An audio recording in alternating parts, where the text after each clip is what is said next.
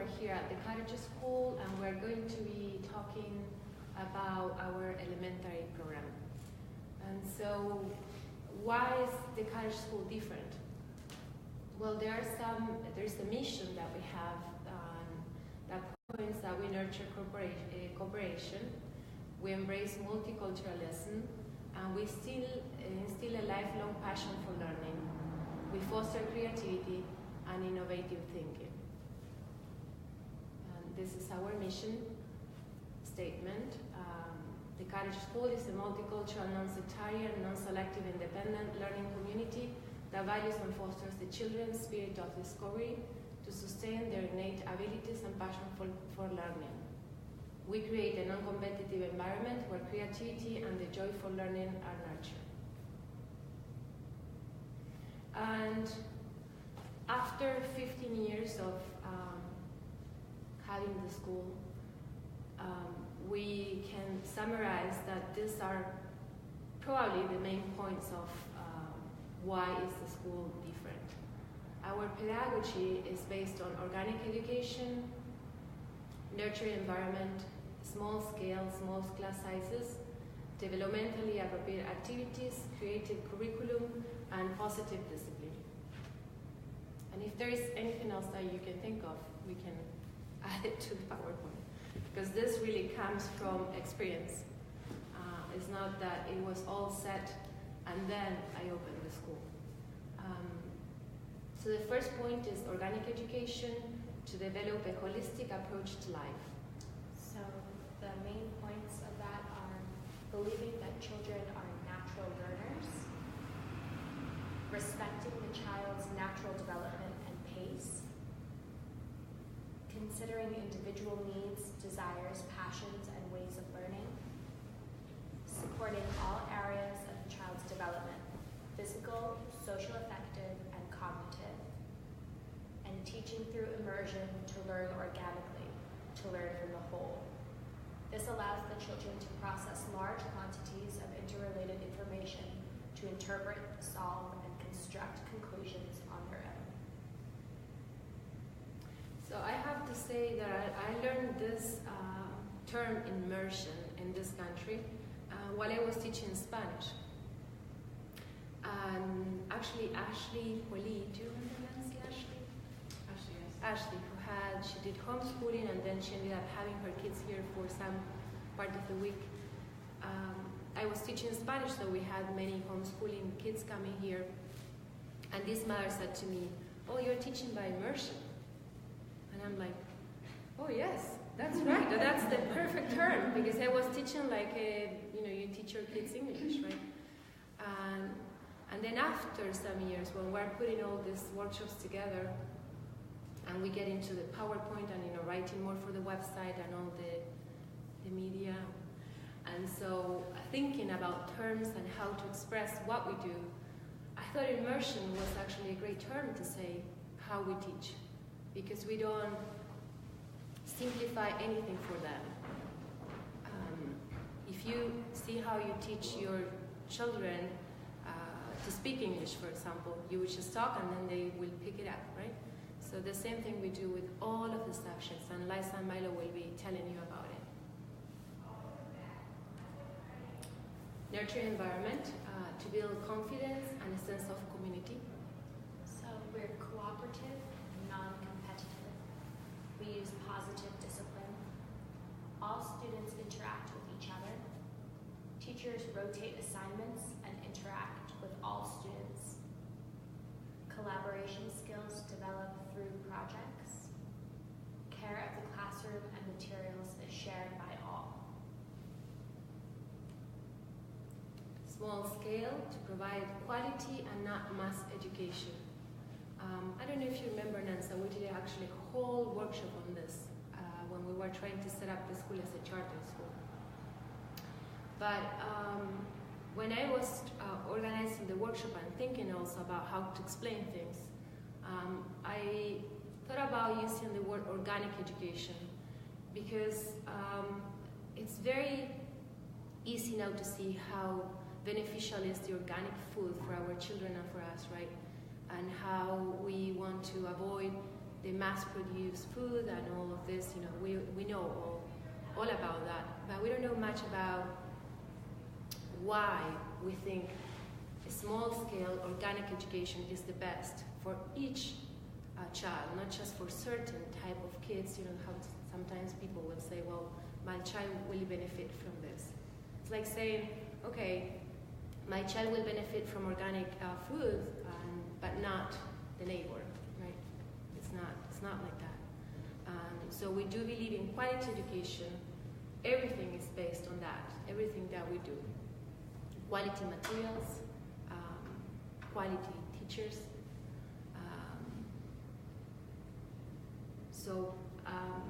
I'm not sure if it's clear what I'm saying, but I actually wrote a whole essay saying we don't want a McDonald's for a school. And some people say, we'll try the public school. It's a McDonald's. It's like saying, okay, go try a McDonald's hamburger. My kids are lucky, I never brought them there, right? They're lucky, actually. Because, you have to make decisions and you have to make choices for them. And it's not about trying, I think it's about understanding that you can take the risk, let's say, of trying something different that you believe is better for your child. Right? So in that sense, Tony Welch will talk a little bit more about that. Yeah, last year I had done some research on, the small environment, like the multi-age environment, and what I found was a lot of connection to or a lot of parallels with the small-scale relationships that the kids are able to build with each other and the teachers to attachment relationships in the home. And when children feel securely attached and comfortable with teachers and with peers, they're usually able to take more risks, which kind of opens them up to a deeper level of processing and learning. And I think that's what happens here. So besides the immersion component of the subject areas, the students feel very comfortable with each other and the teachers, and are kind of a small little family and are able to more deeply process everything. And I think that in conjunction with that, it's hard to separate the two, the small scale and the multi-age. I think the mixed ages allows that to happen even more because it lessens the competition when you have kids of all different ages adding something to the table and contributing. Everybody has, kind of unique. Everybody has unique strengths and different things to add. And I think an argument that people might have against multi-age is that, well, you have the older kids.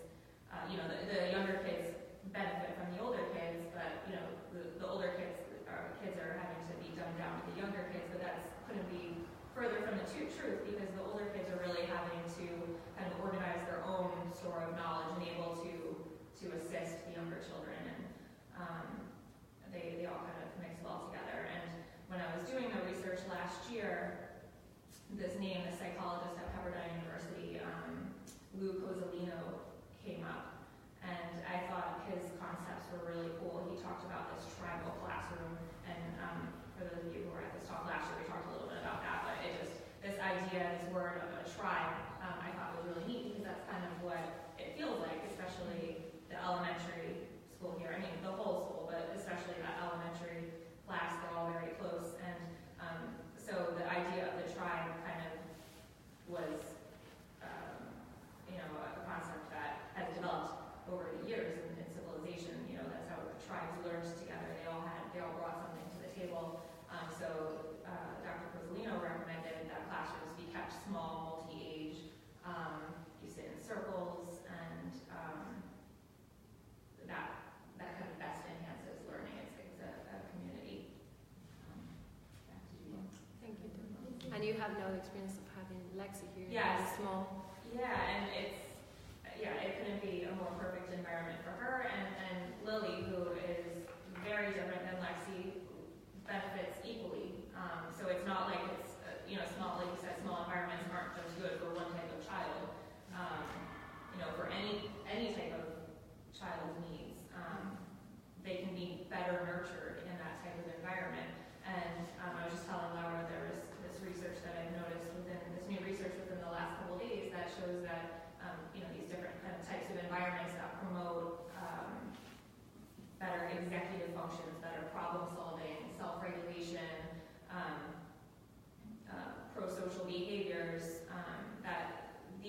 these type of environments are actually showing significant benefits as compared to a more traditional environment.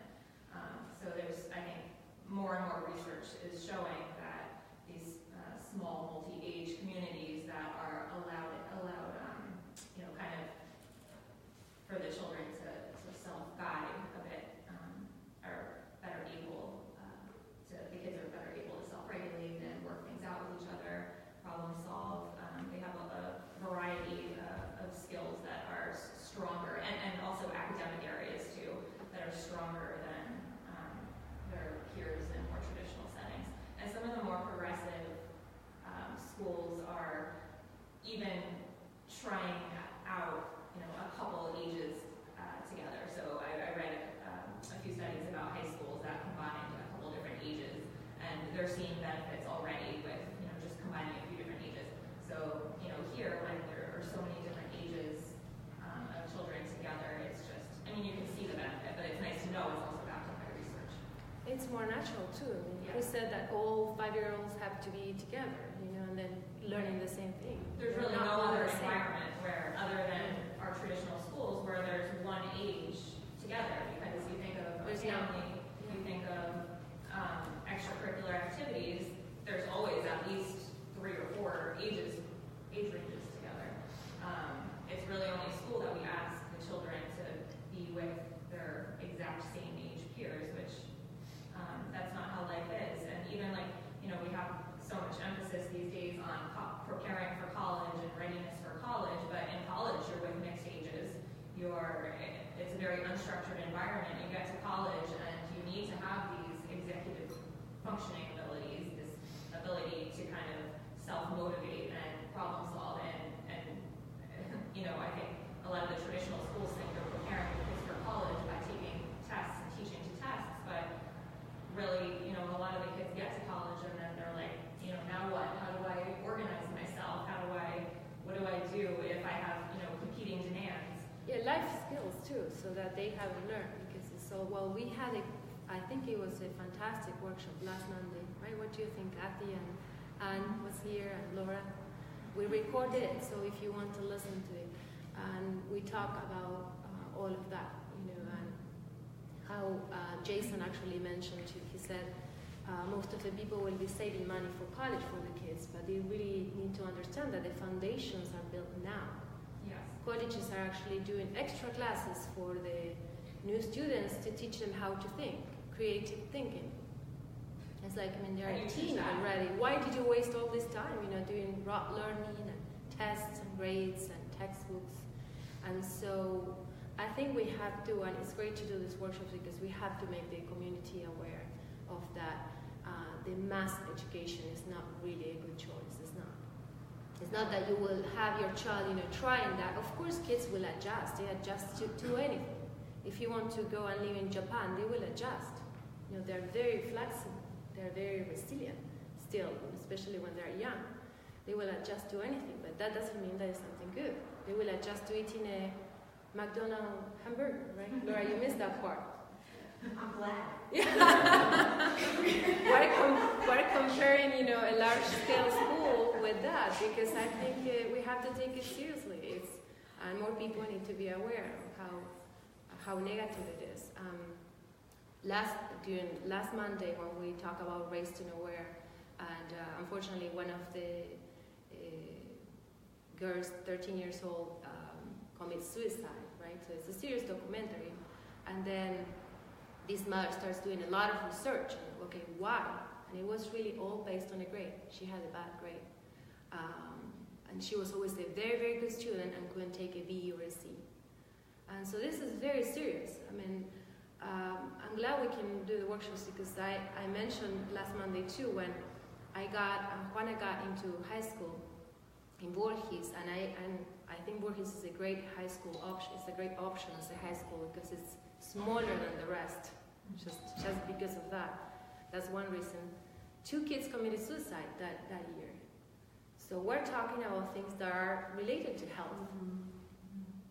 So it's important that we get together and we talk about these things. So Milo, I know, and Liza have stuff ready to show you too.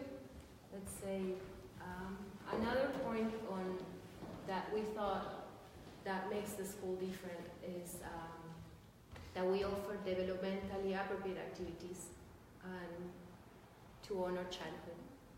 So that means daily indoor and outdoor playtimes. We use hands-on material, handmade learning tools, and natural toys.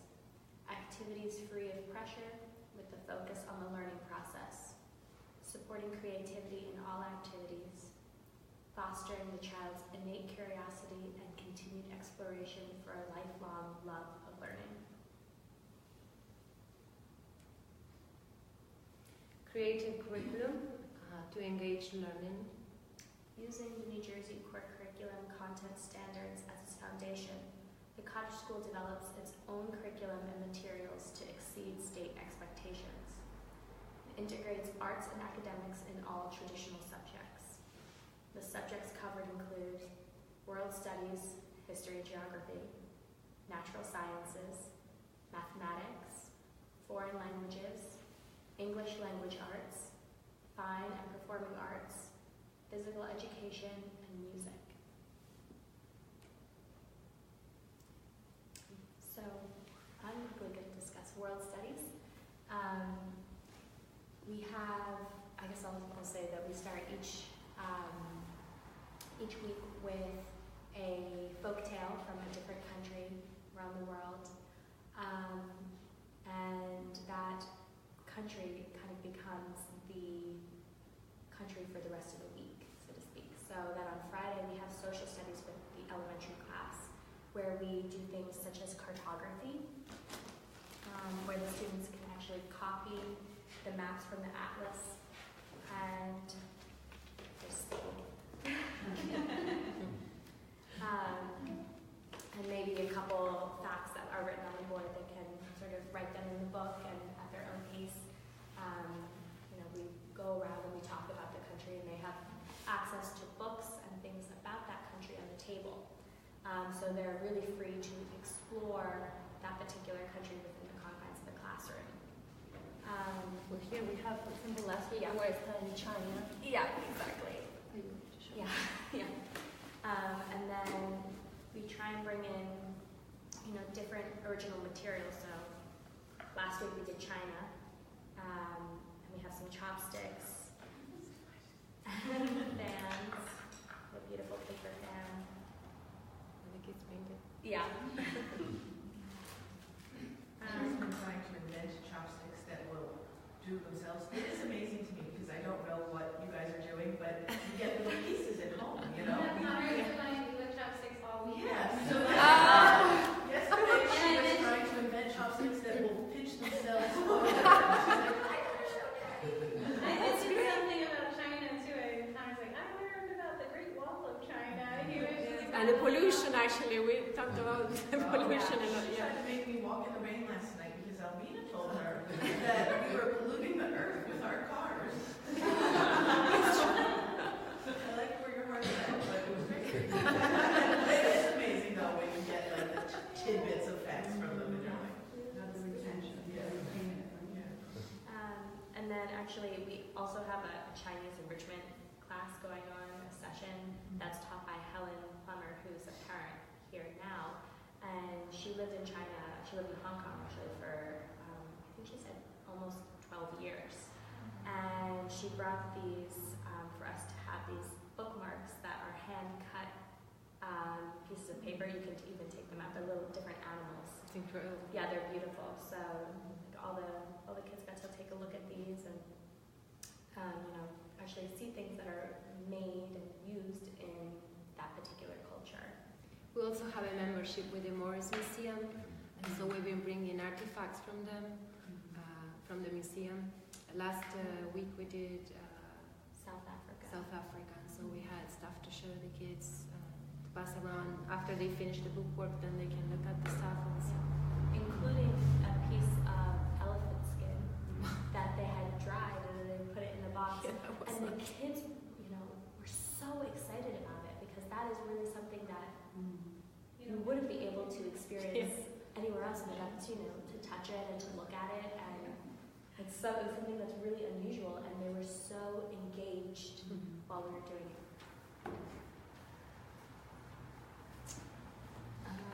Go to the next one. So then we have natural sciences.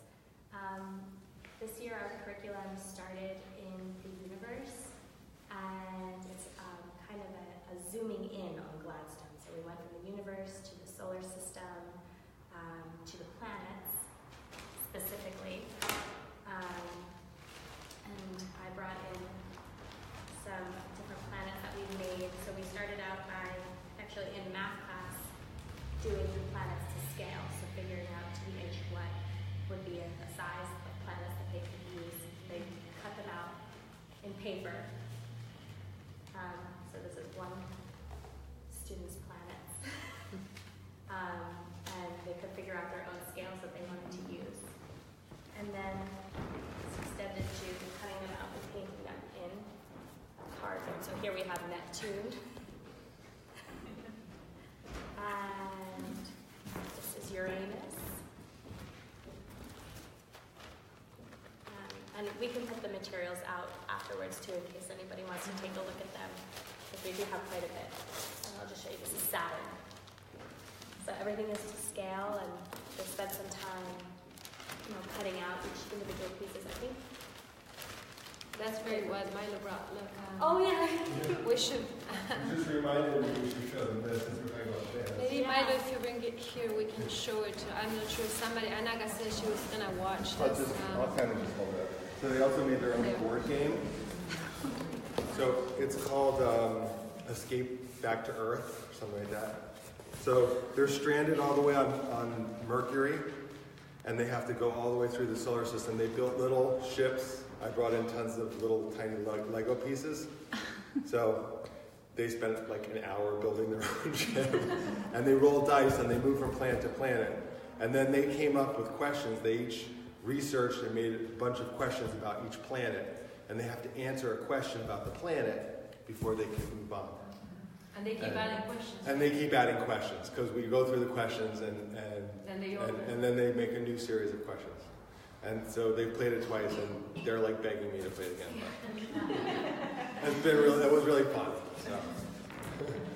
And then in the vein of speaking about games, we also do a lot of memory games. So here is a natural science memory game that one of the teachers made. So the topic for last week was China, but in sort of that theme, we talked about pollution in natural sciences. And so we have different little memory pieces, and they all put them down on the table and they play a round of memory. And it's a great way to kind of integrate, language arts learning, sort of looking for word patterns and things like that, but also learning different pieces of natural science information just by playing a game of memory, which is really fun. Don't play with Isla. No, don't play with Isla. She'll burn you every time. She is a river. We played a memory game the other day. Leo brought in his solar system memory game. She was just stacking them up. Yeah, leave her out and then start again. She told us. Did she have X-ray vision? She gets us at home. I physically can't beat her. I'm trying. Yeah. So Milo, if you want to talk about math. Sure. So for math, with the elementary school kids,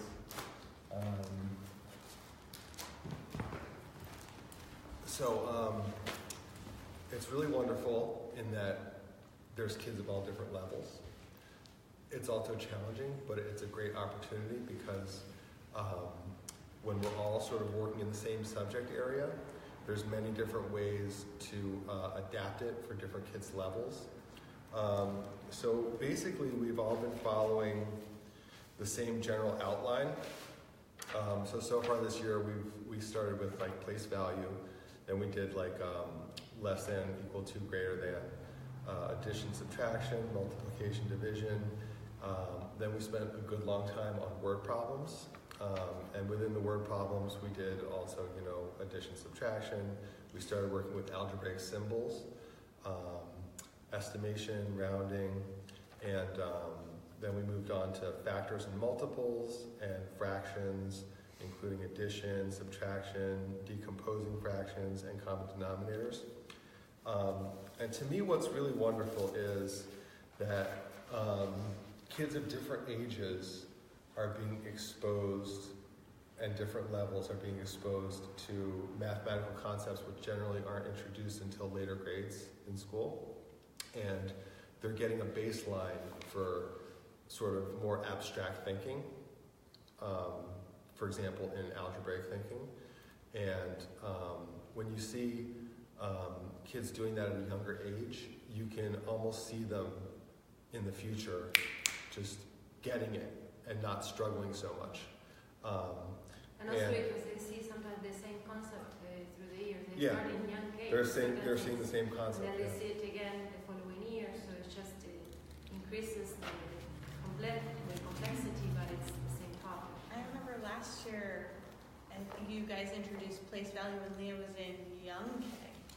And she actually got it. Like, Yeah. she had homework in it. And Jeremy wanted to help her, and I said, no, don't help her, just let her do it. And she actually did it right, which was just, she's since probably forgotten because it was young K, and it's not like she's doing it all the time, but it was amazing. Yeah, repetition is great in that sense, because then next year, the following year, she will see it, and Again. then from there, she will probably take it farther. Right. So when we say immersion, we can see it also in all of this, that we're not saying, okay, you cannot listen when you're 4 years old. Right. Actually, we have a math circle time on Fridays. We have math The circle entire time on school, Friday. except Yeah. for the playgroup that they do Spanish, is sitting there Yeah. Yeah. in circle time.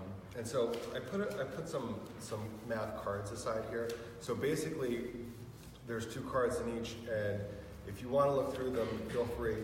It gives you an example of how students at different levels will be working on the same concept. Like, for instance, finding the multiples, or doing factors, or multiplication, or all these different subjects that we're teaching. How we can sort of adapt it to whatever level the student's at. And we also use a lot of manipulatives with math, which is great, and the kids love that. A lot of hands-on things that sort of go from subject to subject. For instance, with the natural science, they need the board game. There are even stuff like rolling the dice and counting the dice and moving and stuff like that. Or in different subjects, integrating math throughout the day, we try to do. Even when we start painting the scenery. Yeah, painting the scenery. You have the kids calculating. Right, How they have much to space figure they out can use how per many scene. scenes and how big the role is, and so how big each piece can be, etc. So we try to basically, We bake, we bake Yeah. once a month for birthdays, and it's a joint effort to figure out, hey, if we're baking half of the cake recipe, how much flour do we put in? How many teaspoons of baking soda do we put in? so basically, yeah, we integrate it throughout the day as much as we can, and we also just try to get everybody sort of, working within the same subject area.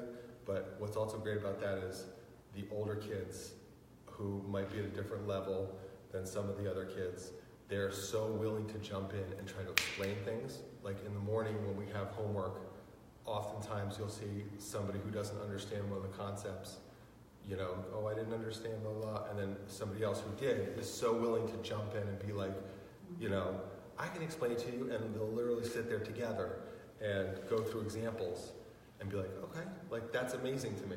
And in another classroom, it might not be so readily happening because, kids are just not, so inclined to do that.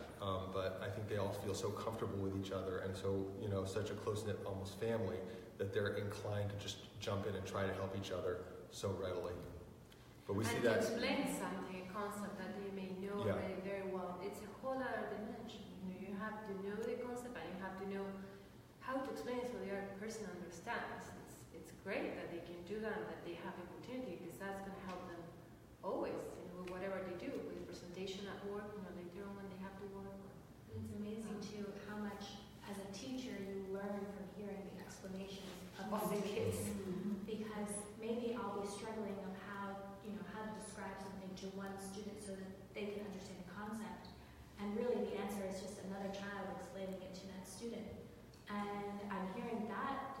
too, and I think, gosh, I never even thought to describe it that way. But that's a great idea. So it's a communal learning group. I mean, the teachers are learning from the students, and the students are learning from the teachers. And the creative thinking is happening right there during class time. It's not an artificial class where we're going to learn how to think. It's happening right there in every moment that we have the opportunity, right? Along with that same line of thinking in schools, which is a much smaller, and it's not for everyone environment. She homeschools 4 out of her 6 children. And I've been, her oldest, she had decided after her oldest, and her first homeschooler is in college now. And I've been in their home where Mary, the older one, is, explaining things to the younger child. So you have a multi-age, and Mary's doing great at school, being in a small situation, and they've had a co-op with a lot of other children, different ages, on every Friday, all through how many years she was homeschooled. And she's just breezing through. She got scholarships for college, and it was just, she had those teaching skills as an older child also, and she may lean that way, but regarding getting to the multi-age and how they learn from each other, it's just a situation about witness. It's a wonderful experience. I just want to make sure I touched on everything on the board.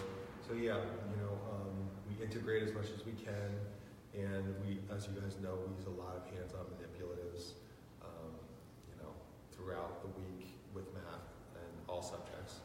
I think you have some there to share. Yeah. But if you came to a day in the life of the country, Yeah. So this is just an example of something we might use. So these are like unit blocks.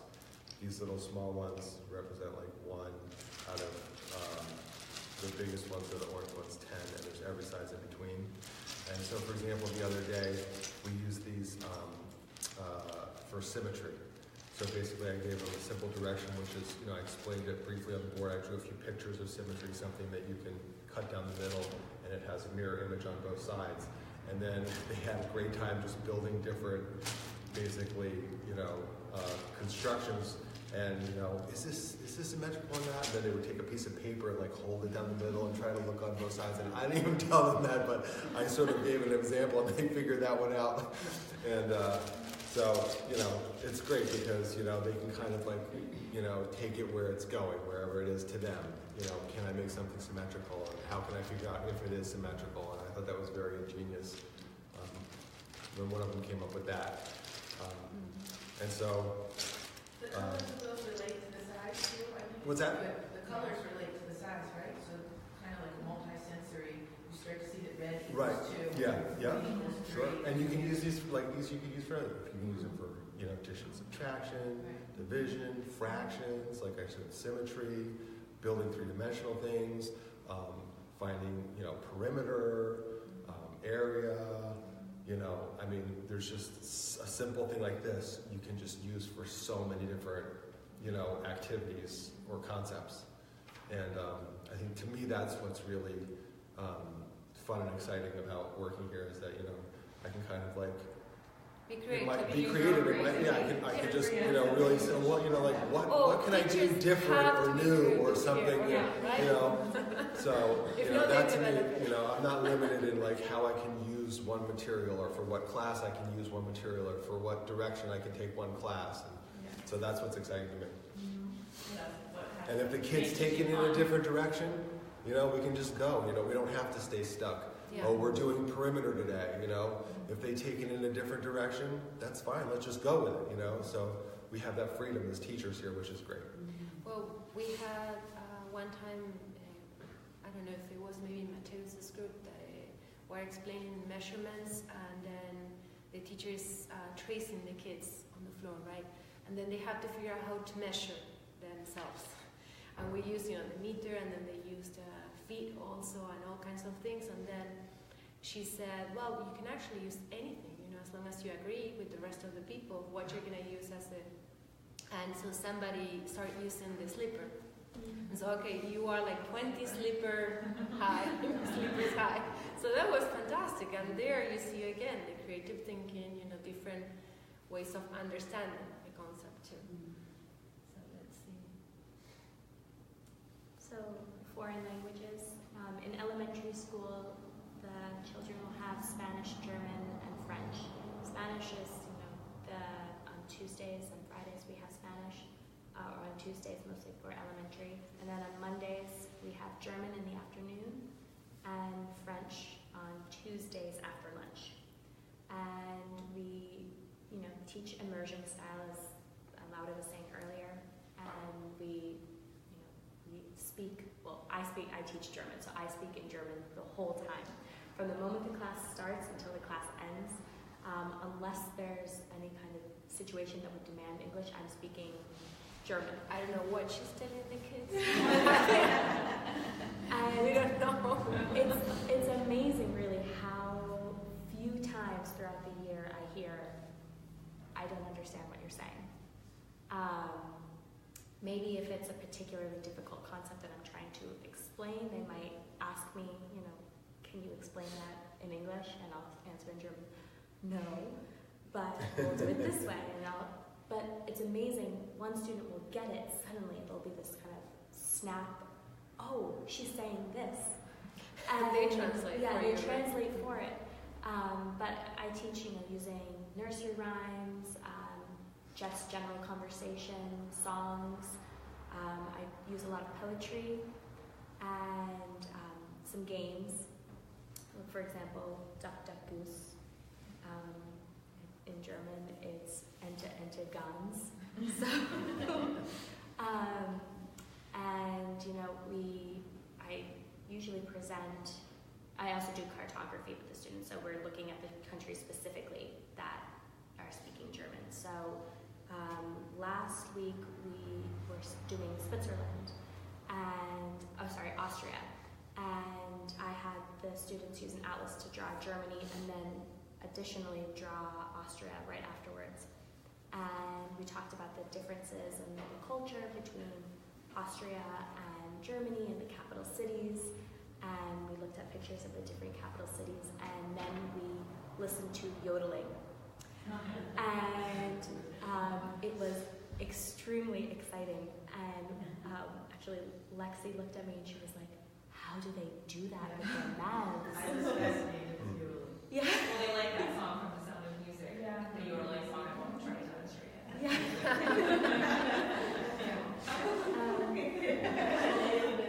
To look up yodeling on YouTube. Let them see some yodeling. Well, I have to say something, changing languages, but we had a family visiting on tour in the school on Wednesday, and they spoke Spanish. So I spoke to them in Spanish, and the little girl is 3 years old.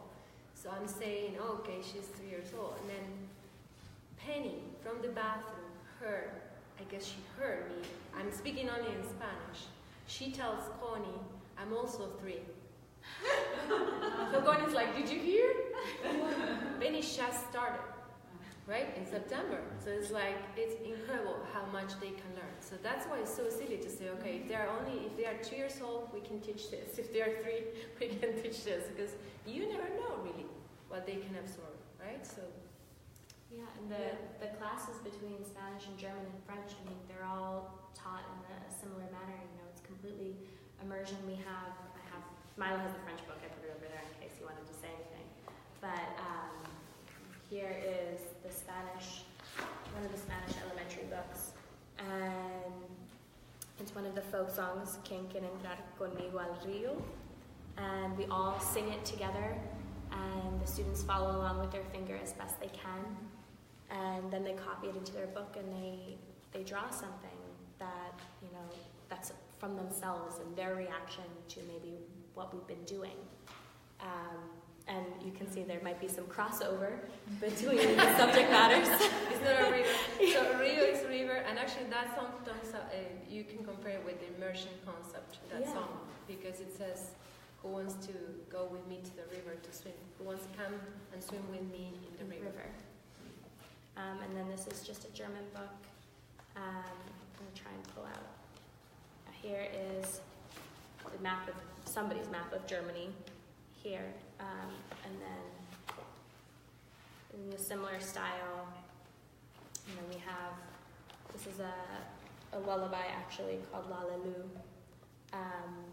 and they copy as best they can, and we'll go through and we'll read it together, and then they have some time to draw freely in their book. Milo, I don't know if you have anything about French. I basically follow the same sort of recipe. I try to do everything in immersion in French, and very little, if any, instruction in English. We do a lot of the same similar stuff, a lot with vocabulary, a lot with songs and whatnot. So we're learning some of the more well-known, famous French songs that we're doing.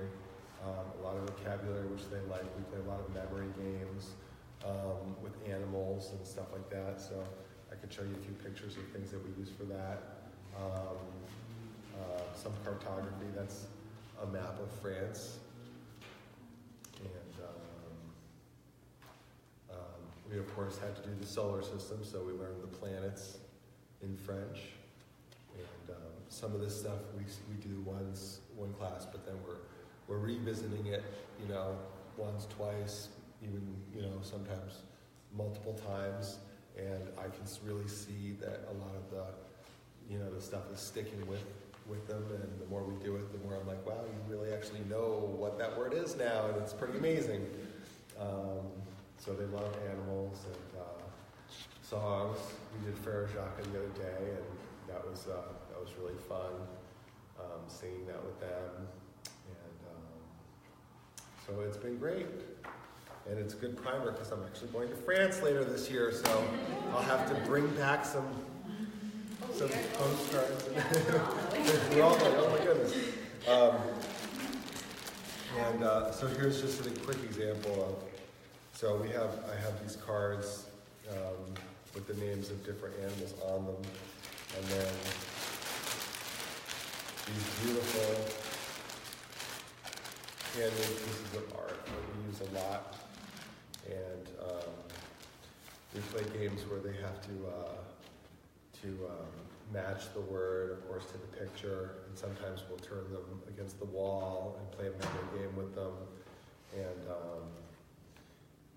it's great to see them. Some of the kids will be like, they'll be calling out. They're like, "No, that's the Lion," or they're so excited that they remember it, that they can't contain themselves. But it's great. So we've had a lot of fun with it.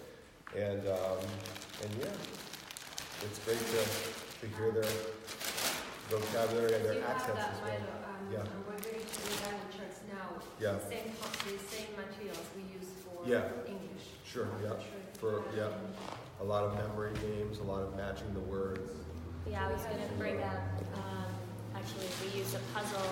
We have a puzzle each week that relates to the story, and we actually have one in English and one in Spanish. So we can put the puzzle in the center of the circle during circle time. We take the pieces out, and you can see it says the swan on one piece, and it says the swan here. So the students are, it's putting together the pieces of puzzle based on the vocabulary from that story. And it's great. All the students have a chance, and if we're doing it during circle time, to come together and really build this puzzle together using the story's vocabulary from that week. And we do the same in Spanish on Tuesdays during the Spanish circle, which I have. So this one is from the Sunshine Story. And then in language arts, we also use a lot of poetry for English language arts.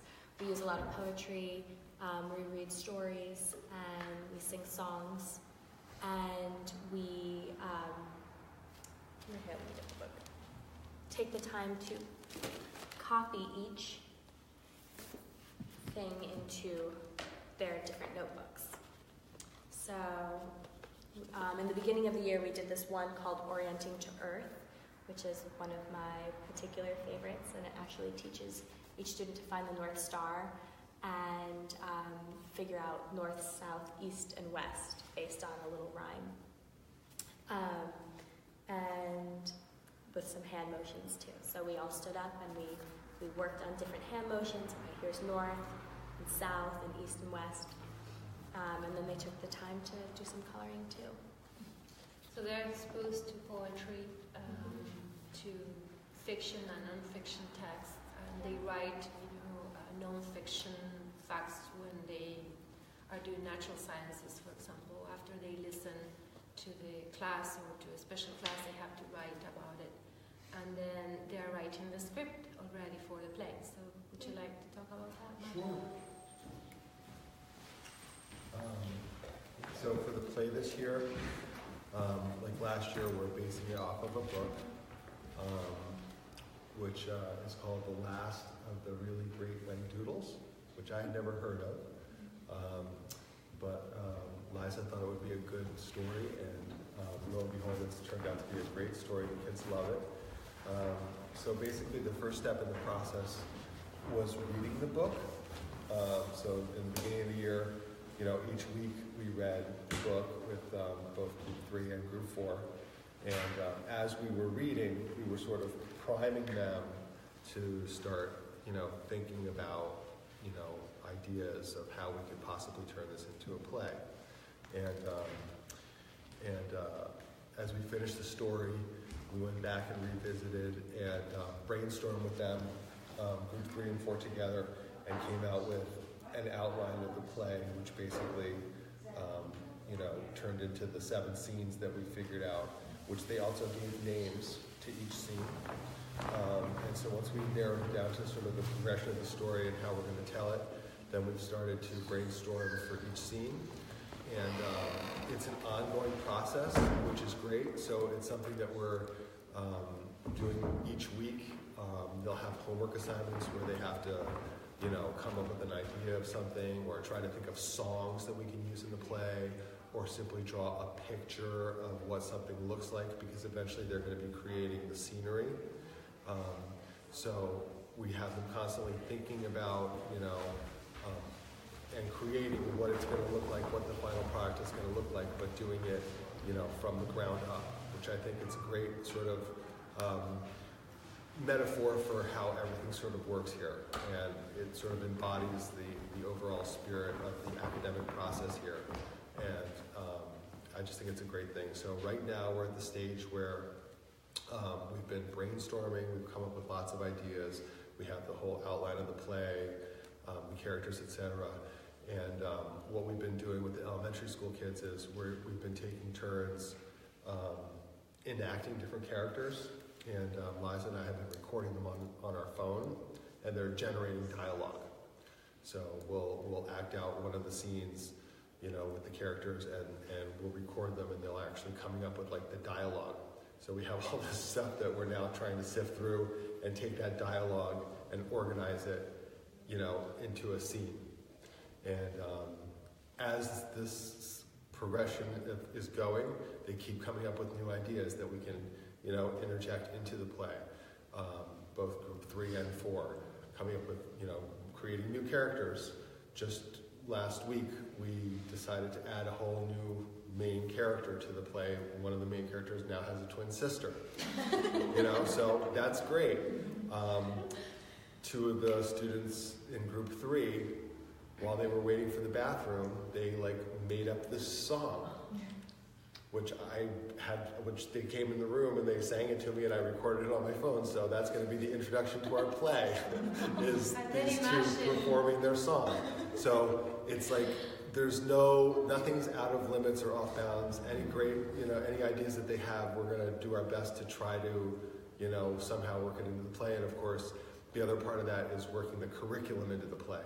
So there's been a lot of brainstorming about how can we use the things that we've been talking about so far this year, i.e. the solar system, anything related to, our driving curriculum, and bring it into the play.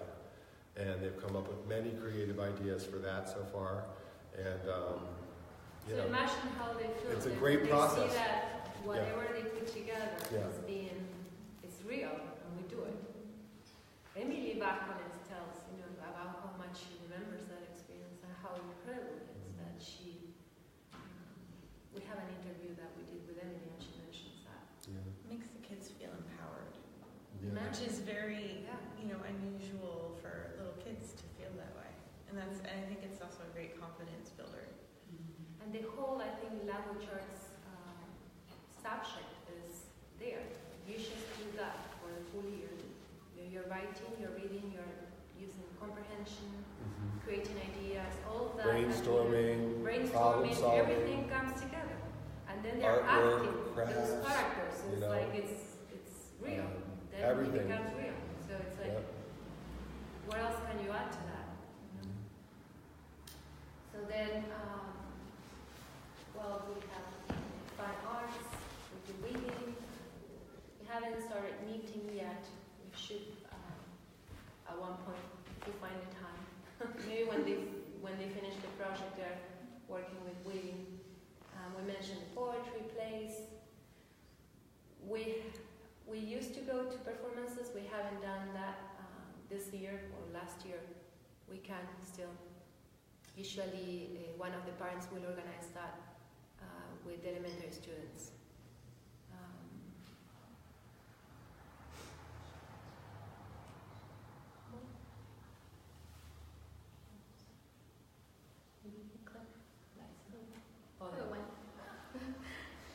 And as physical education, then they have daily indoor and outdoor play. They alternate sitting and moving activities. They do cooperative games, folk dancing, and then when they finish with the folk dancing, they start yoga. We also have Zumba as an enrichment program. The only thing we don't offer is sports. And I'm saying that because I know some prospective families come to see the school and they will mention, okay, where is the arena, or where is the gym, right? And we think that is, as far as they are very healthy moving around, all day long, sitting and moving, and that's very healthy. And then they have the opportunity to folk dance, which is very challenging, and they do it. Then if they have interests in doing some sports, they can find them around. Right? There are places that offer sports and they can do it after school. But in reality, the kids at this school, they get an extended outdoor recess time pretty much every day, barring extreme weather conditions. And they get the opportunity to move around a lot more than kids in public school, whose recess is very short and sometimes non-existent. And, the gym class, they have that, of course, but once again, there's getting there, organizing it, it's not every day. So they do a lot more physical movement than most kids, even though we don't have an official, right? Yes. So if in a regular school, even though we don't have an official yeah. gym class, they have a much more opportunity for physical movement. Daily, right? Daily, yeah. So if gym is equivalent to health, for some parents maybe that's the concern, okay, where's the gym? I think it's a lot more healthier routine that we have here than what they get in a regular school. They're talking, and we talked about this last Monday, about how damaging it is to be sitting for so many hours, 6-7 hours, right? That the kids have to sit, and then they go home with piles of homework, and they have to sit 4 more hours. And as they grow, it increases. It's not that it gets better, right? And they're talking about as a cause of also depression and anxiety, right? In addition to all the healthy issues, obesity and many other things. So we believe we are doing our best, and it's good for the kids. I have to say, my brother who went here, he's 16 now, but he was home for the weekend, and he still talks about folk dancing. I didn't bring up the performance, and he looked at me, he's like, are they preparing for the dance presentation? And I said, do you mean folk dancing? He's like, yeah, that was so much fun. I still remember that. And the fact that, you're talking to kids that went here 10 years ago, and that's, they're They coming still away remember. they still remember that, and they come away feeling, excited about it still. Like, my brother is still like, oh, I wish I was going to be home and go see it. Lily can't wait until she can do it. The kids love it, and it's hard. It's really hard. They need stamina to be dancing for 30 minutes non-stop. I don't know. Some coordination, concentration too. Concentration. They have to be listening to also to the music. It's many things, I was Collaboration. talking to moms the other day. Lexi found out that they go to folk dancing at a public school, and she was appalled. I know.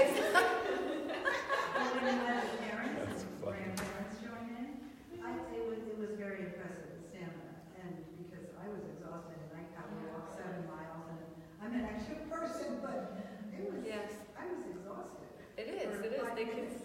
Yes, it is I amazing. was impressed by how the kids just remember it all by themselves. Like the teachers aren't there telling them and reminding them what to do. Like the kids do it all on their own for like a half an hour, and it's just amazing. It's really amazing what they can do. I remember one time I was invited to Dennis Pelly's class in NYU. He's a professor there. He does research, and he's actually the grandson of the founder of the schools in Argentina. So he's been here for our 10th anniversary celebration, and he will come for the 15th anniversary celebration. And he said, why don't you bring something meaningful about the school that you think we can share with the students, right? He has students that are doing their PhD there to discuss. And so I brought a CD with the folk dancing. And we talked about it, and I said, the kids really remember this always after they leave the school, as they remember the play too, because we hear that, from former students. And I think it's because they're using all the senses, and they're using the entire brain. They are not just, how schools are all,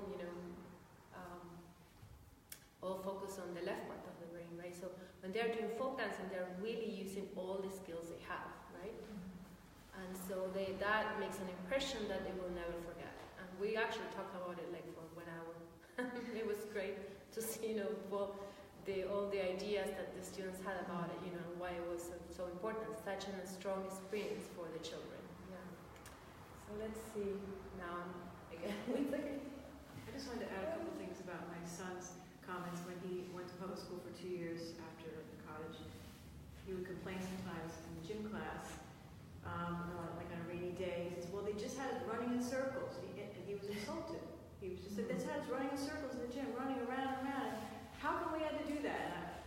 And I didn't know what to say. I said, yeah, because it's a rainy day and the gym teacher didn't have anything planned and there's 200 kids in the class. So they have 200 kids, that's however many, a lot of kids. And that's an insult. That was an insult to him coming from an environment like this.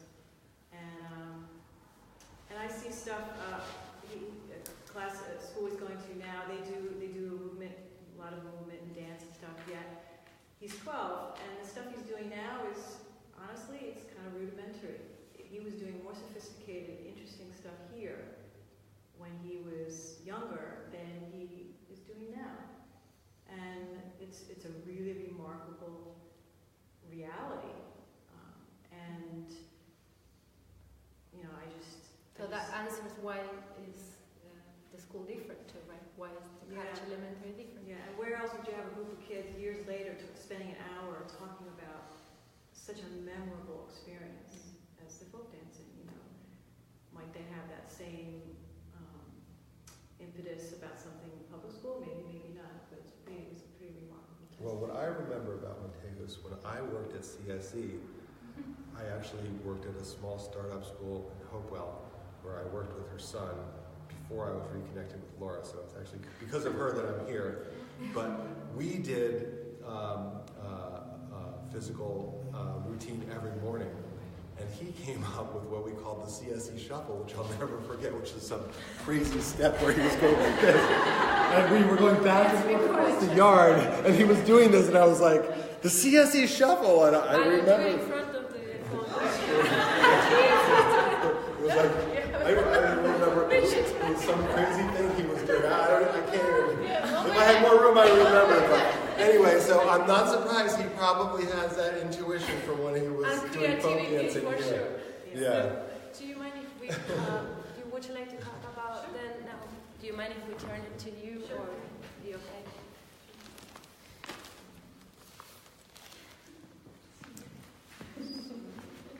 Yeah, my first thought is, as I'm sitting here and listening to the beginning and all the slides, etc., and then hearing everything that's being talked about, I just say, God, it's so, everything there is so true and so real and it's all so authentic.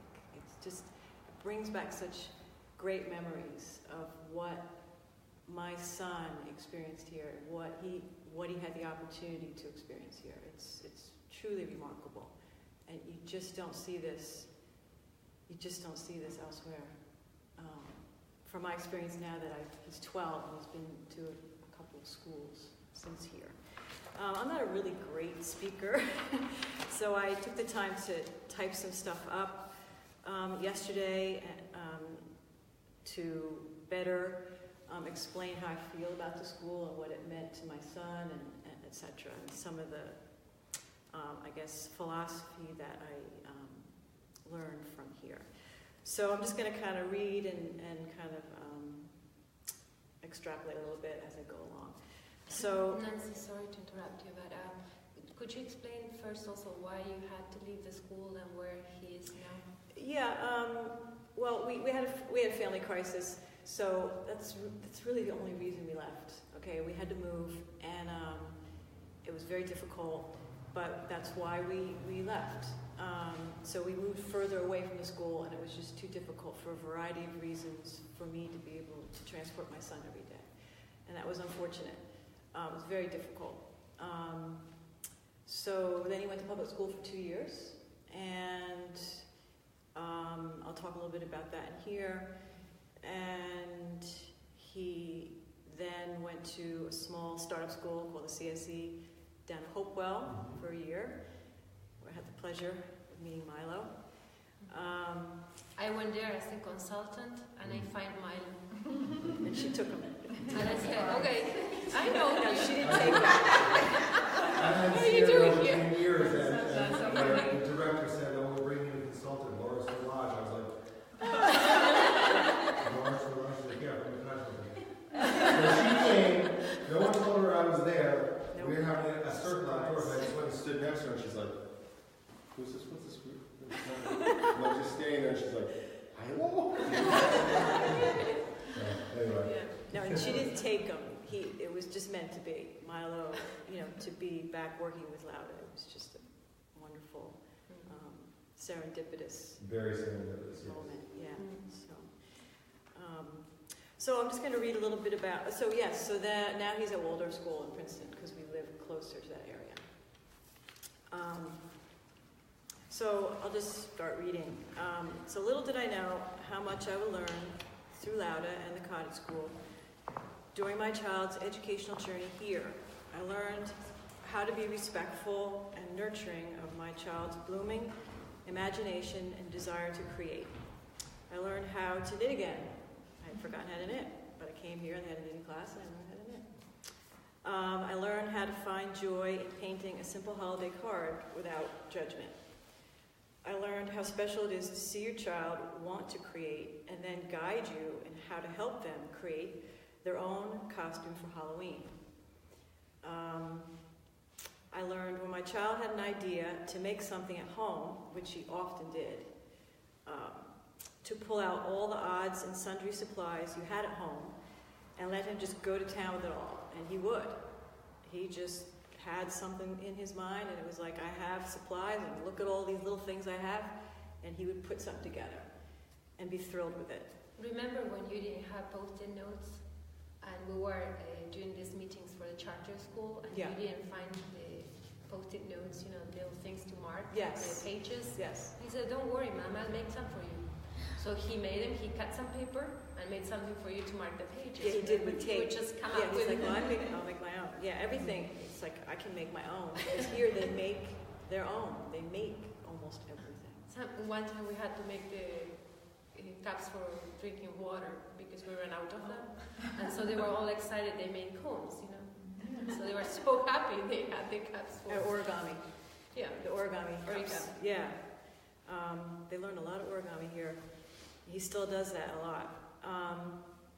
I learned to critically assess a toy and the value to my child's growing intellect, or how it would devalue his intellect before buying it. Was it just a colorful, push-button, happy, plastic, talking, musical contraption, which most of the stuff in the store is, and most of the stuff, unfortunately, that we get as gifts is. People mean well, but that's kind of what we get, generally. So talking musical contraption or something unique, perhaps made of wood, that can enhance his imagination and intellect and or nurture his physical development. I learned to seek out art classes that allowed the child to truly create and not copy. Very hard to find, but they're out there. When we moved and I had talked to Laura at one time a few years back, she put me in contact with this woman down where we live, and it took me a while to find her because she was so obscure. She didn't advertise, but I found her, and finally I think Laura helped me again find the name, and I found an art class that truly taught kids to create, not copy. Most art classes, as well-intentioned as they are, even some around here in Bedminster, I've been to them, I went to one once. I was like, so what do the kids, well, we make this. Oh, all the kids make this way. But they have fun, but they're not learning to create, they're just copying. But their time is being used up. Very hard to find, but they're there. I learned to sit back and listen with wonder at my child's twice yearly class presentations, which started at 3.5. Knowing he was learning the value of being respected for what he had to offer to his teachers and peers. He was getting the opportunity at age 3.5 to just, people were just listening quietly and intently to every word he said, no matter what it was about. His first one was about porcupines. And he was excited about that. Let's see. It is a school that endeavors to bring you along as the parent for the ride of discovery, with various workshops offered to enlist you in the creative process by helping you remember what it was like to gently discover a new skill, or now for most of us, a dormant skill. The Cottage School curriculum helps you remember and to understand the value of nurturing self-expression and how this leads to true joy of learning. Lauda was right when she said, way back when, you know, your child really needs to be here full-time to fully benefit from the school and its curriculum. This is when I was just too scared to let him go full-time. I said, oh no, I have to start out slow.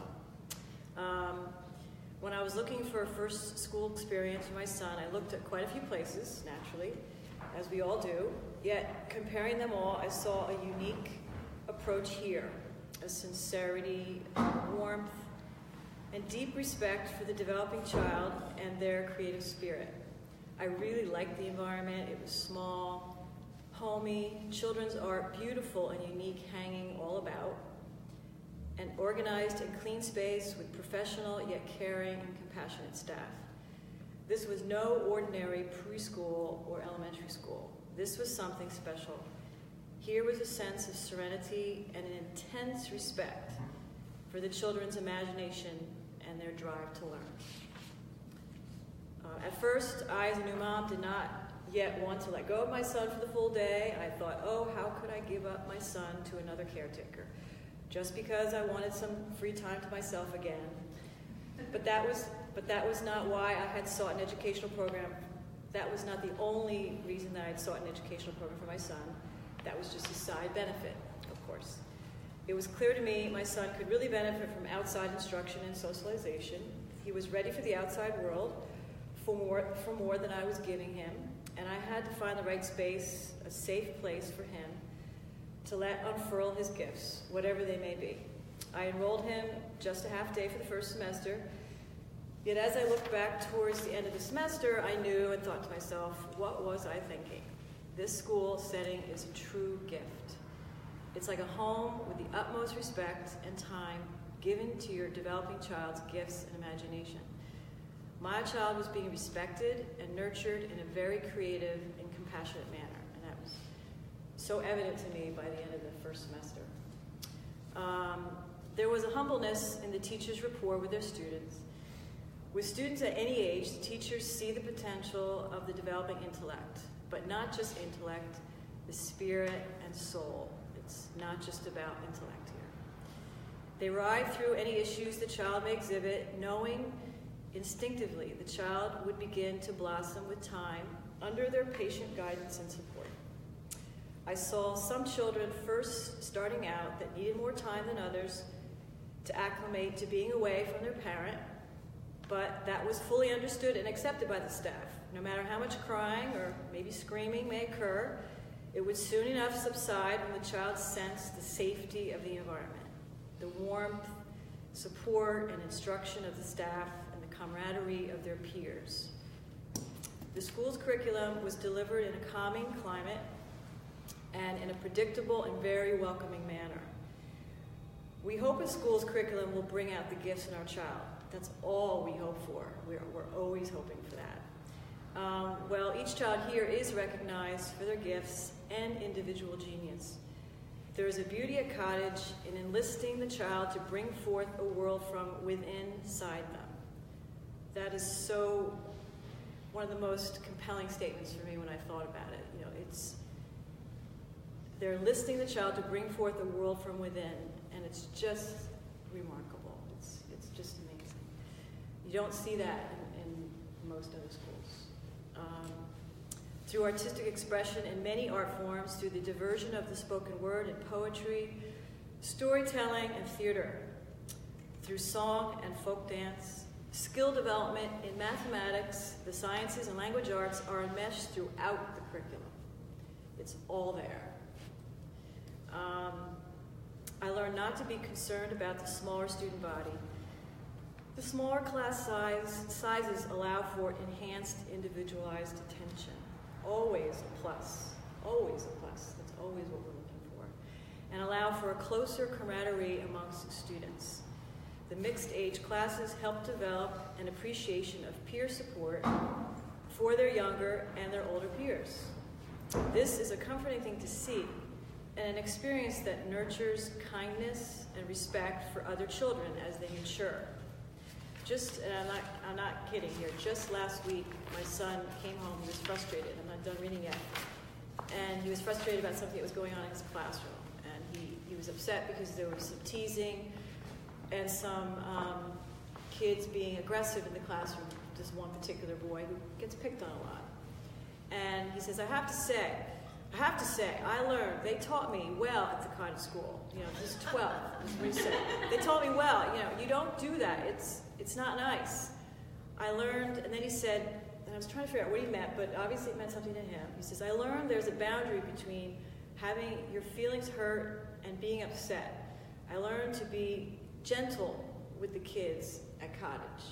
And I said, yeah, I think you mean tolerant. You mean tolerant, right? He said, yeah.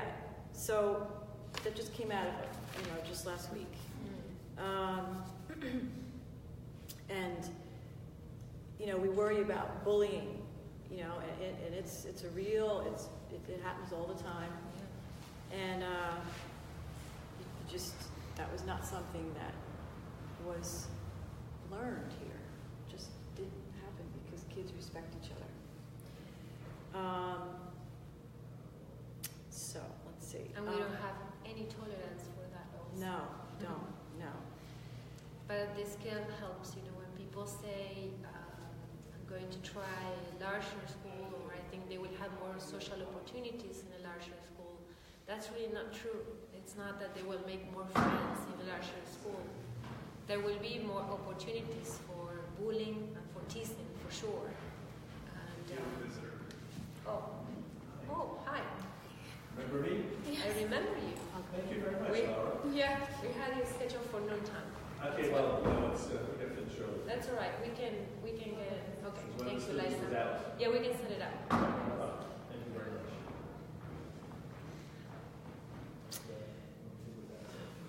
So, actually, I stopped here. So bullying does not become part of a Cottage school child's repertoire. Unfortunately, it isn't part of the repertoire in his current school and the school where he went prior to that, in different ways.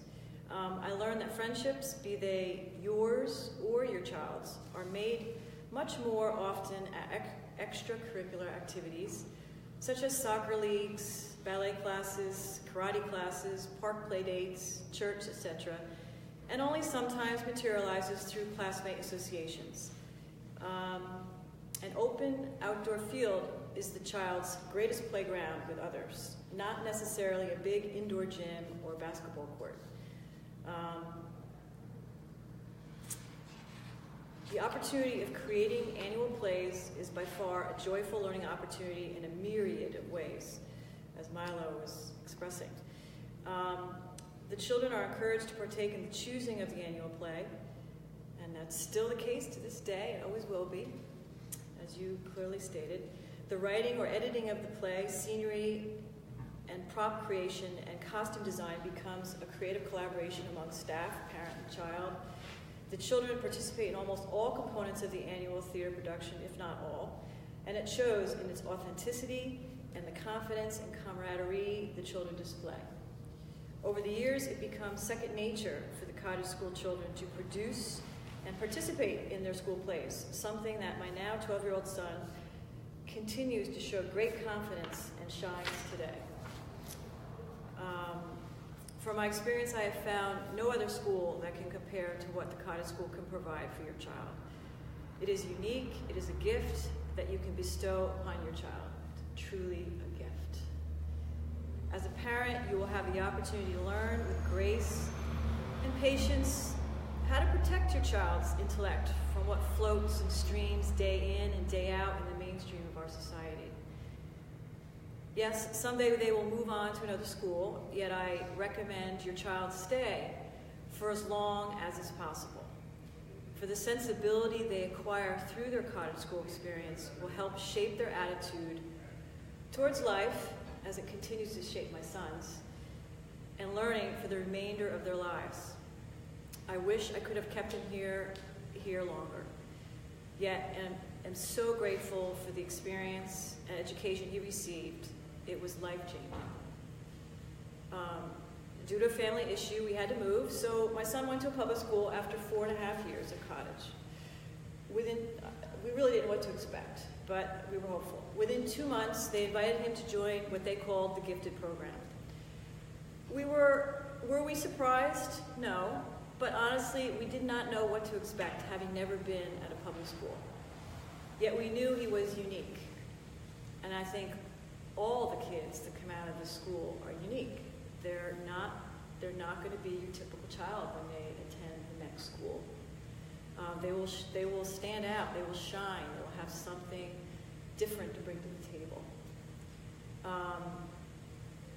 When it was time for the public school testing, which starts at 3rd grade, or did start 3rd grade for my son right after Cottage, we just said, oh yes, those tests, they are a nuisance, aren't they? Well, you just have fun with them and the computer, and I said, oh, yes, those tests, they are a nuisance, aren't they? Well, you just have fun with them, and the computer, you have to take them on. Something along those lines. We didn't make a big deal about it. We just said, yeah, those tests.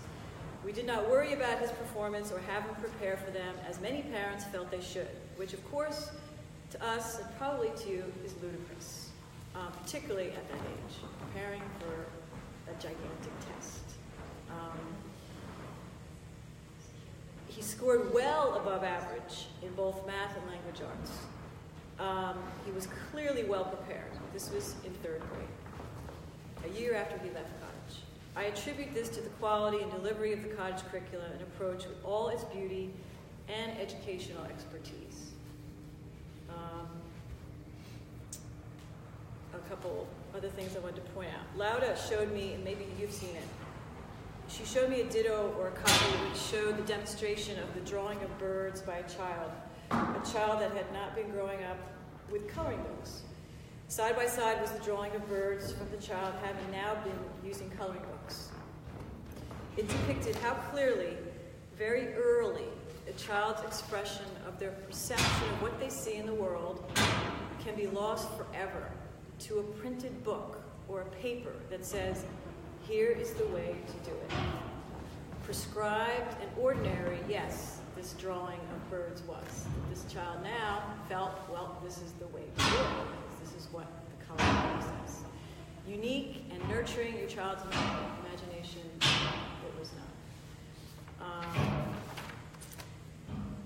So those are some things I wanted to point out. I could have gone on and on and on. Thank you, Nancy. Thank you. Well, you Thank say you you're so not much. a great speaker, but you're a great writer. I write better than I can speak.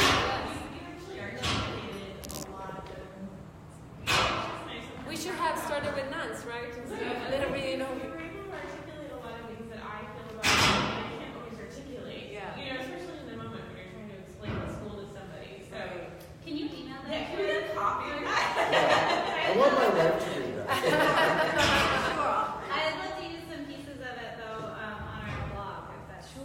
happy to. Yeah, I'll just make sure I don't know typos. That's okay, we can fix the typo. Yeah, I'd be happy to. Thank you. I'm glad that the work I put into That's this a great testimonial. resonates. Where a child goes as they transition. It was, thank you for sharing. Sure, yeah, I'm very happy to. We have more testimonials here in the PowerPoint. We don't have to go, and read them. But I was gonna ask you all, what was the fear? We're trying to figure out, what's the fear of the family that doesn't decide to enroll the child here. Sometimes I hear, okay, it's such a small group, or sometimes they mention the gym part, or I think they think that because we don't give tests, the kids are not learning. So I hope with all this evidence, and I think you all know because you have your kids here, you understand that kids don't need tests to learn. That's really a mistake to think that. So how do we evaluate the students? We don't have tests, we don't have grades, and we had a whole workshop on that, and I hope you do listen to it. Jessica's going to put it today or tomorrow, right? Yeah. Online. So the teachers expect the best of each student, but not in comparison to the group. Portfolio assessment, you can see the progress through the portfolios they make, the books, right? You can see the whole progress there. The performance assessment, the students demonstrate self-motivation, presentation skills. We can think of the special classes, the play, their daily actually performance too. Cooperation in group setting, daily and during special classes, and the parent-teacher conferences where we do an evaluation on the physical aspect, the social and cognitive development of the child. And all of that is also discussed with the parents. So for us, the evaluation of the child is not just the cognitive, for the cognitive area of the development. It includes really seriously all of the aspects. And I think that's something that makes the school unique too, because usually when you go, you have your kids here, so you don't know, but when you go to another school and you have a parent-teacher conference, they will talk about the grades. It's like, okay, how is he or she doing, with friends, with and the rest that is as important as the cognitive aspect, or even more. So that's something else I think that makes us unique. I'm not sure how they evaluate Mateus now. How do they, or what do they do as far as assessment? Do you know that? Yeah, we meet and talk about various topics. Honestly, you guys did a better job here evaluating. It's kind of nebulous what we do at his current school. Yeah, but we don't talk about grades Because they don't have grades. They don't have grades. Yeah. Is there any time it's appropriate for the child to be a part of the evaluation and to give the child feedback on how they're doing in school and things they can work on, coming from you and not from a mom, which sometimes it's received a little bit better? Yeah. No, that's a valid question, and I think we do it daily, actually. We are in contact with them because of the scale allows us to do that. Right. So when they present something or when they do something, as far as homework, for example, we have to, or when we're doing the class, right, we have to, and they get a sense. What we don't do is, though, we don't use punishments or rewards or anything like that, and we don't praise them either, because then if they expect the praise or the grade, they will always do something just looking for the reward, right? So in that sense, the praise acts as a reward. Milo, you can maybe give an example of during class time, a child that, in a situation, do you have anything in mind that you can say they understand? If they have to do more, they understand. Actually, we have a funny story that happened just last week. I don't know if you want to say it. You mentioned that last Monday. I mean, there are so many. Let's just think about one. But now this one came to my mind. Yes, there is something. Yes. So, it is special class. Leo and the student went into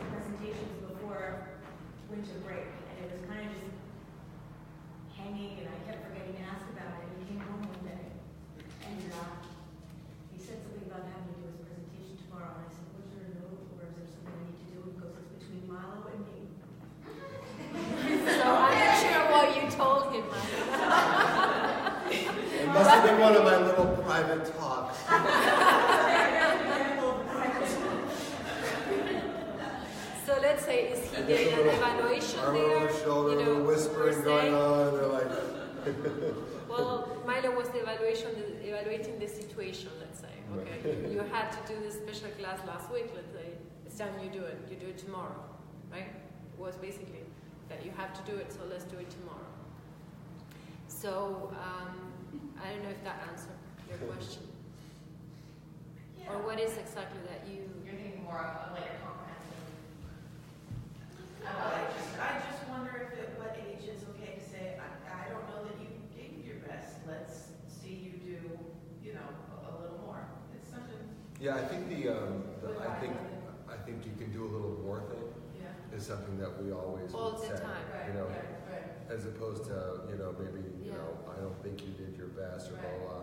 Yes. Like for instance, I might say something like remind the student don't forget to try to use your best handwriting, or don't forget to take your time and do your best work. Or if I see somebody rushing, or if I see somebody's trying to just get through something or whatever, or you might want to go back and double check your work on this or something like that, just to try to get them to slow down and sort of remember that they're we're looking for quality, not like quantity or rushing through stuff. We always want them to be taking their time and getting the most out of it. So I think there's that that's going on throughout the day, but just in little reminders here and there, Yeah, with but everybody, that's constant. It's not that we have, now we're going to meet and talk, about, unless we see that it's necessary. Okay, let's talk about your presentation. It's not coming up. You have to do it now, and so we do ask for the best even when they're sweeping the floor after lunchtime. So if we see that they are doing it, okay, why don't you take more time to do it? I just wonder if this is a positive way that you not necessarily a negative, like, this is what you need to work on, but as opposed to something like, look back at all the work that you've done, but maybe at the end of the year, at some point, this is where you started, and now this is where you are. Isn't this that kind of? Yeah, actually, when we give the books, we have a little ceremony there, and we talk to them. And they have a pile of books, right? Or when they finish a book, actually, we look through it, and they will take it home. And we look through it, and so, I don't think they feel that we're not appreciating what they do, or I think we know where they are. It's I think that's one thing that I get when people always say, when are you going to put Ireland Public School? And we're always like, next year. Every year, we're like, no, one more year. I don't know why everyone is so concerned with, but I think that's they say, I just don't know that you're preparing her for the Why real do world. people insert what they think? Yeah, please listen to last Monday's workshop, because you will see how crazy is the pressure. I kind of just ignore them or whatever. But I think the one thing for Isla is I would like her to learn to be able to accept constructive criticism about what she's doing without kind of getting emotional about it. That's one thing we have to work on. So I don't mean that I want you guys to sit her down and evaluate her. I just want her to kind of get strong and be able to learn what she needs to grow at. And that. She responds to that here, I have to say. She does. Yes. Yeah, and I think Leslie's similar in that sense, but I think she responds well. Yes. But I know at home, I don't even have to say anything, but if she feels like she made a mistake, she breaks down. But I think that's because they're more comfortable, not, very comfortable with us as parents, whereas at We school, can just they're read that and finish it. able to gather. Are we recording it? Yeah, I just because everybody's talking about it. Growing up. Even still, like, I want to work that okay. call from my boss's office, I would immediately go to the negative, even if it was for something positive. And that's just like that's my personality. And I almost feel like, a one-on-one evaluation. I have a question. I think the curriculum is outstanding, but for the elementary level, when do you introduce technology? That's the only thing I think is missing, just as a parent, and I could be wrong. So let me ask you this. Why do you think it's important? The world today. The Why do you jobs, think it's important for a first grader, for example, to have it? Well, see, I don't know. But I think, there's,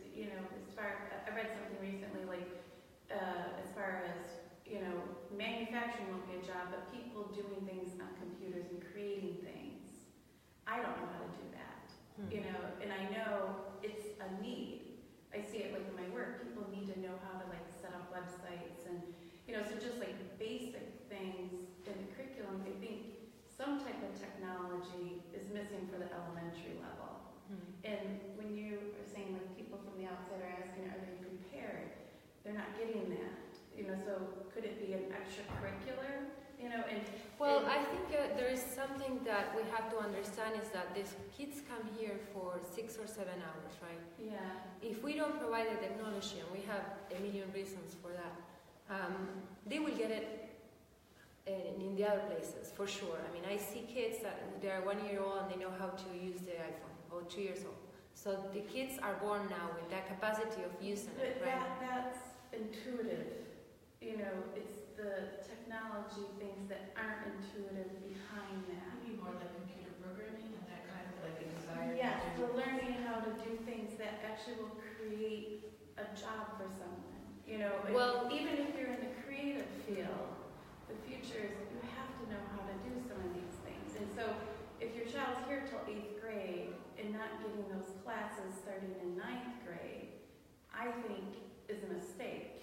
Well, what we do... I'm talking about the intuitive thing, because yes, my 2-year, Nadia, which was 2, knew more about my iPhone than I did. But it's the stuff that's behind that, more of the programming, and like introducing that, and they are doing that starting in 1st grade. Like the things behind it. And just as a parent, as making the decision, does Nadia stay here till 8th grade? To me, that's the only thing that's missing on the curriculum, because it's a beautiful curriculum. She's happy, we're happy. I mean, and hearing what you're saying, like that all factors into it. I think that's just the only thing that's missing on the curriculum is something other than intuitive technology. Did Emily talk about it in I her wanted to interview? explain that. So we had kids that left the school here and they went into public school, private school. We have now students that are in college actually. And we had a whole, talk about this actually last Monday. But I have to say, when Emily was about to leave the school, we taught her how to type because she was already using a computer. She had her own email. We worked on the play script, and so she would actually edit. We had a document, a Google Share document Amanda created for her, so she had to edit, work at home with that, and then it was in Google. She was 5th grade, 6th grade, let's say, and started to do some work like that at home. Because what happens is this, Renata, that we have a limited time here, right? And there are certain things that the kids, if they don't learn here, they're not going to learn them elsewhere. Simple things, like I will say collaboration, right? Working in a group. That is one of the things that employers are looking for. They can't find it because the whole system is based on competition, which is the opposite, right? So the kids learn how to be how to do individual work very well, how to compete as far as getting the best test, but they are not learning how to work in a group in other places. So they're working in groups here. They're learning and teaching other students, learning from them and teaching other students. They're developing the creativity. All of this that I'm saying are things that employers are looking now for and they can't find them. And so, and in the last workshop, I have a whole PowerPoint presentation. It says that robots, will take the jobs of many, many people. Right? And the schools now are not really teaching towards that. But they never mention the technology or the lack of technology in all this research, talking about what is going to miss in the future from the kids or from the students when they leave high school or when they leave college and they have to work. They never mention that they have to know how to use the computer because it's something that we know they're learning them everywhere, right? They're learning those skills anywhere. And you're concerned about doing it, okay, no, not intuitively. Why do they have to do it in 1st grade? I mean, they have how many years to go, right? Why do they have to start in 1st grade? There's a lot of studies too that show how damaging screen time is to young brains. Yeah. And having been in public school for a while and having had that technology initiative, I don't think it benefited Joseph. I don't think it benefited most of the kids. I think when they were